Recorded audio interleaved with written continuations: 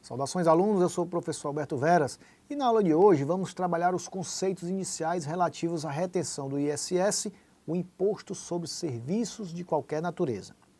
O ISS é o imposto de competência municipal, de modo que o sujeito ativo competente para a sua instituição é o município, por meio de lei ordinária própria. A cobrança também incumbe ao ente municipal.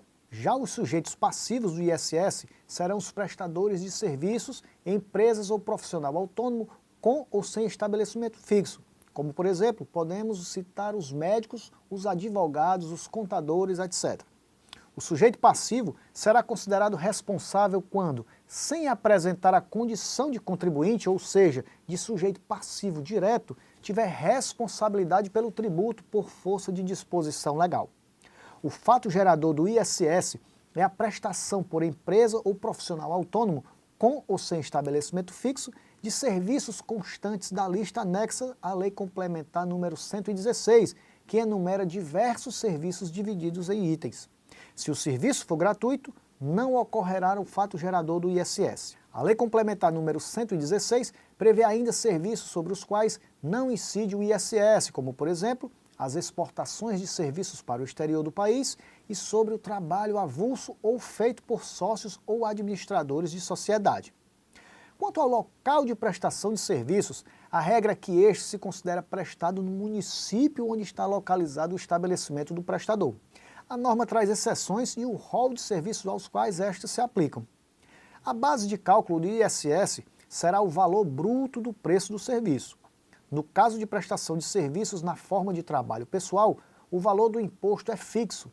Na prestação de serviços por empresas, a base de cálculo é o preço do serviço. Por fim, na prestação de serviços por sociedades profissionais, o valor é calculado multiplicando o montante fixo do tributo pelo número de profissionais que a integram. Quanto à alíquota, incumbe aos municípios defini-las, respeitando-se as alíquotas máximas e mínimas do ISS, que variam de 2% a 5%. O contribuinte do ISS, de forma geral, é o prestador do serviço. Porém, a responsabilidade pelo seu recolhimento poderá ser atribuída ao tomador do serviço, que recolherá o imposto no lugar do prestador. Assim, quando o tomador pagar ao prestador o valor correspondente pelo serviço, deve reter o valor relativo ao ISS. Agora fique atento.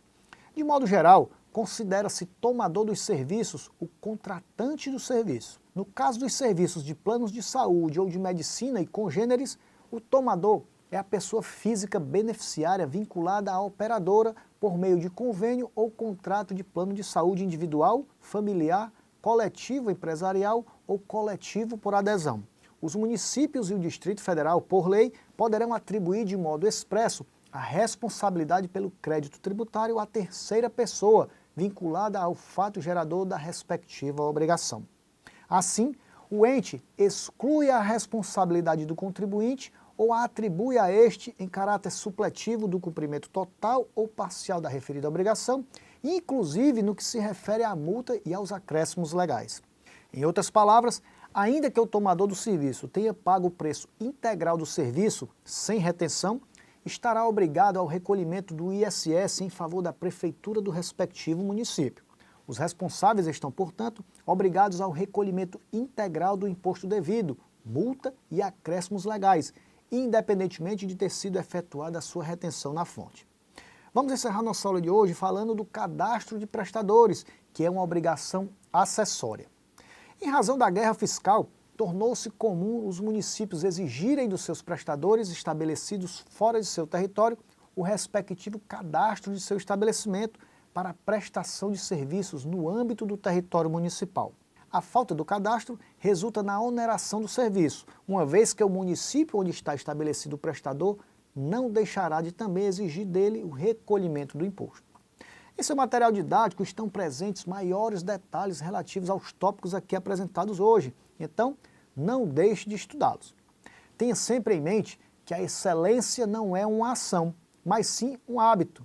Não seja vencido pelo cansaço, continue lutando. Bons estudos e até o nosso próximo encontro.